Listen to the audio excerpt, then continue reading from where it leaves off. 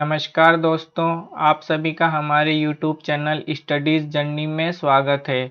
हमारे चैनल की सभी वीडियो पाने के लिए चैनल को सब्सक्राइब करें और साथ में बेल आइकन ज़रूर दबाएं ताकि आने वाली वीडियो की जानकारी आपको आसानी से मिल सके। दोस्तों, आज हम पढ़ेंगे मानव मस्तिष्क से संबंधित प्रश्नों के बारे में।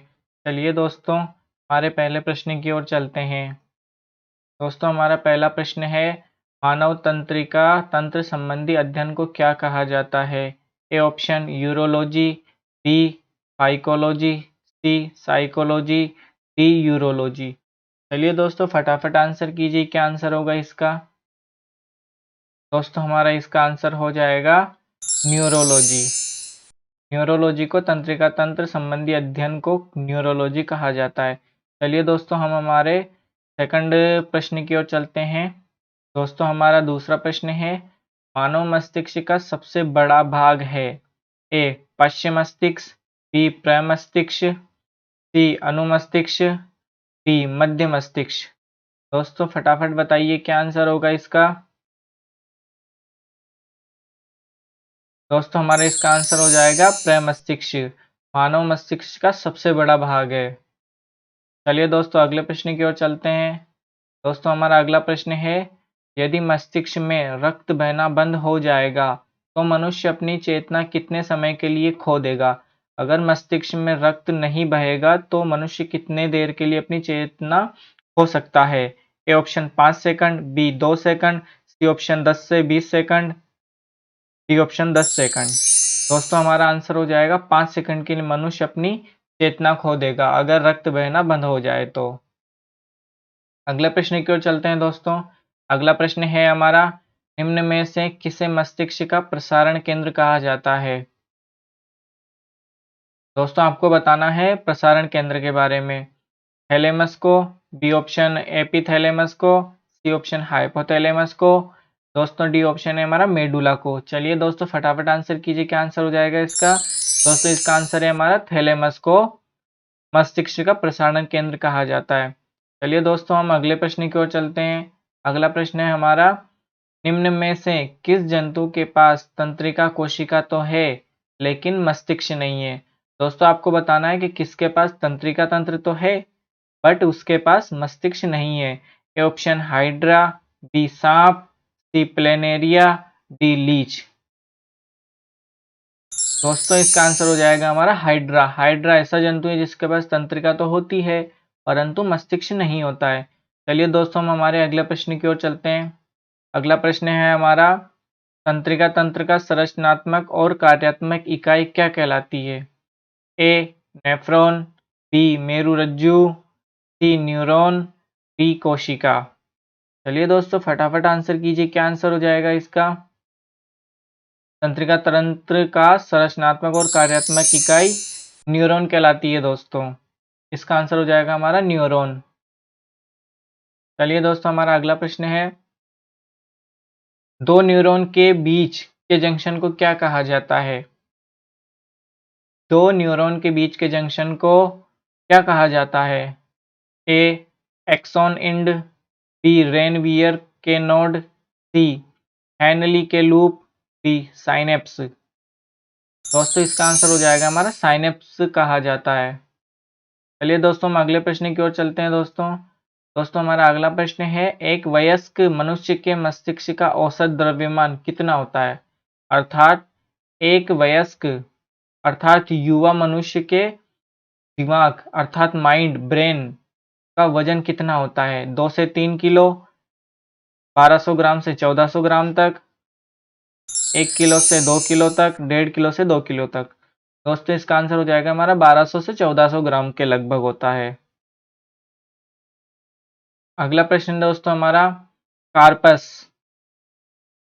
केलोसम जोड़ता है, कार्पस केलोसम जोड़ता है अग्र मस्तिष्क और पश्चिम मस्तिष्क को, मस्तिष्क गोलार्धों को, मध्य मस्तिष्क और पश्चिम मस्तिष्क को, अग्र मस्तिष्क और मध्य मस्तिष्क को। चलिए दोस्तों, फटाफट आंसर कीजिए, क्या आंसर हो जाएगा हमारा इसका? दोस्तों, हमारा आंसर हो जाएगा बी ऑप्शन, मस्तिष्क गोलार्धों को जोड़ता है। दोस्तों, हम अगले प्रश्न की ओर चलते हैं। अगला प्रश्न है हमारा, निम्न में से कौन देखने, सुनने, खौलने की प्रक्रिया, याददाश्त, कुशाग्रता, भावनाओं और विचारों का स्थल है? ए यकृत, बी हृदय, सी मेरुरज्जु, डी मस्तिष्क। दोस्तों फटाफट आंसर कीजिए। दोस्तों हमारा आंसर हो जाएगा डी, मस्तिष्क। अगले प्रश्न की ओर चलते हैं हम। अगला प्रश्न है हमारा, निम्नलिखित में से कौन मनुष्य में दृष्टि और श्रवण सजगता शक्ति को नियंत्रण करता है? अर्थात देखना और सुनना किसके द्वारा नियंत्रित किया जाता है? दोस्तों हमें मस्तिष्क के बारे में बताना है। क्या आंसर हो जाएगा दोस्तों हमारा इसका? इसका आंसर हो जाएगा दोस्तों चतुष्टय काय। यह एक मस्तिष्क का भाग है जो कि देखने और सुनने की सजगता को नियंत्रित करता है। अगला प्रश्न है हमारा, निम्नलिखित में से किसने अनैच्छिक क्रिया की खोज की थी? अनैच्छिक क्रिया अर्थात जो ऑटोमेटिक हो जाती है। जैसे हम हाथ अगर किसी गर्म तवे पर रख दें तो तुरंत, या गलती से हमारा हाथ कहीं पर लग जाता है तो हमारा हाथ तुरंत वहां से हट जाता है। इसे अनैच्छिक क्रिया बोलते हैं। छींक आना, यह क्रियाएं इसके द्वारा कौन से वैज्ञानिक ने खोज की थी? ए ऑप्शन था दोस्तों हमारा ए एफ ब्लेकनी, बी ऑप्शन था हमारा मार्शल हॉल, सी था हमारा थियोफ्रेस्टस, डी ऑप्शन था दोस्तों हमारा रॉबर्ट हुक। तो इसकी खोज करी थी दोस्तों मार्शल हॉल ने। चलिए दोस्तों अगले प्रश्न की ओर चलते हैं। अगला प्रश्न है हमारा, मानव में वह कौन सा ऊतक है जहां जन्म के बाद कोई कोशिका विभाजन नहीं होता है? इनमें से आपको एक ऊतक के बारे में बताना है जिसका जन्म के बाद कोई भी कोशिका का विभाजन नहीं होता है। ए संयोजी, बी कंकाल, डी तंत्रिका, डी भ्रूणीय। दोस्तों इसका आंसर है हमारा तंत्रिका। तंत्रिका के बीच कोशिका विभाजन नहीं होता है जन्म के बाद में। अगला प्रश्न है हमारा, निम्नलिखित में से कौन हमारे शरीर का अनैच्छिक नहीं है अंग? इनमें से कौन सा ऐसा अंग है जो अनैच्छिक क्रिया नहीं करता है?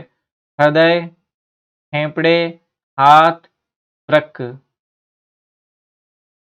दोस्तों हाथों को हम कंट्रोल कर सकते हैं, हृदय को हम कंट्रोल नहीं कर सकते, फेफड़ों को भी हम नहीं कर सकते, सांस लेना कभी बंद नहीं होता, हृदय धड़कन कभी बंद नहीं होती, वृक्क किडनी का काम भी कभी बंद नहीं होता है।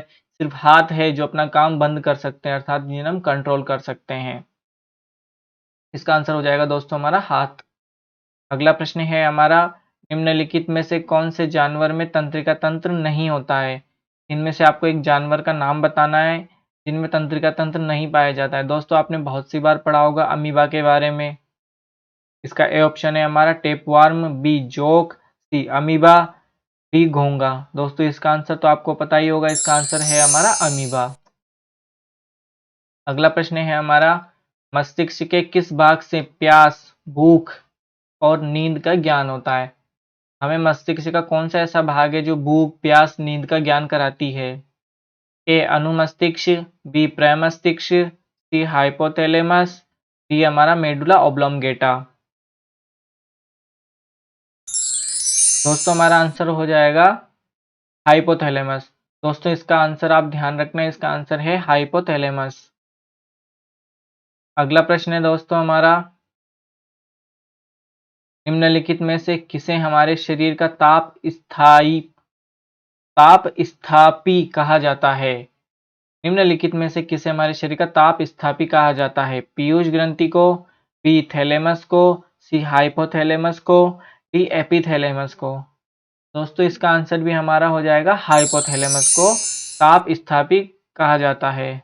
अगला प्रश्न है हमारा, हाइपोथैलेमस इनमें से किस कार्य के लिए जिम्मेदार होता है? आपको इनमें से बताना है कि हाइपोथैलेमस का क्या कार्य है इन चारों ऑप्शनों में से। शैक्षिक प्रक्रिया, श्वसन कार्य, हृदय की गति, संवेदी प्रक्रियाएं। दोस्तों फटाफट आंसर कीजिए, क्या आंसर हो जाएगा इसका? दोस्तों हमारे इसका आंसर होगा संवेदी प्रक्रियाओं। अगले प्रश्न की ओर चलते हैं। अगला प्रश्न है हमारा, प्रतिवर्ती क्रियाओं को मुख्य रूप से कौन नियंत्रित करता है? मस्तिष्क, हाइपोथैलेमस, सी मेरुरज्जु, डी थैलेमस। दोस्तों क्या आंसर हो जाएगा इसका हमारा? फटाफट आंसर कीजिए। इसका आंसर हो जाएगा हमारा मेरुरज्जु, प्रतिवर्ती क्रियाओं को मुख्य रूप से नियंत्रित करता है। अगला और लास्ट प्रश्न है हमारा दोस्तों, दो तंत्रिकाओं के मध्य रिक्त स्थान को कहा जाता है। तंत्रिकाओं के मध्य जो रिक्त स्थान पाया जाता है उन्हें क्या कहा जाता है? ए आवेग, बी ध्रुमिका, सी सिनेप्स, डी एक्सॉन। दोस्तों फटाफट आंसर कीजिए, क्या आंसर होगा इसका? दोस्तों इसका आंसर हो जाएगा हमारा सिनेप्स। सिनेप्स को, दो तंत्रिकाओं के मध्य रिक्त स्थान को सिनेप्स कहा जाता है।